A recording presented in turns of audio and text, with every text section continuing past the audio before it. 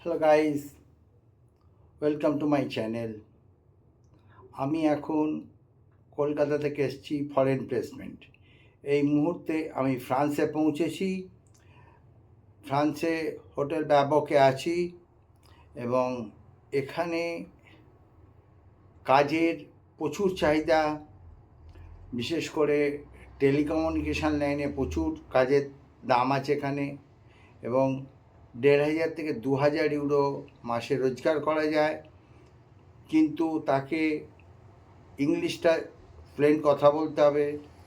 যদি কেউ ড্রাইভারের কাজ করতে আসে তাকে এখানকার ড্রাইভিং লাইসেন্স নিতে হবে এবং তার সাথে সাথে ইন্ডিয়া থেকে অন্তত কমপক্ষে ১ বছরের ড্রাইভিং লাইসেন্স এক্সপিরিয়েন্স নিয়ে আসতে হবে, তবে সে এখানে এসে ড্রাইভিংয়ের চাকরি পাবে।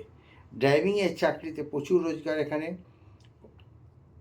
মোট কমপক্ষে ৩,০০০ থেকে ৩,৫০০ ইউরো মাসে রোজগার করতে পারবে।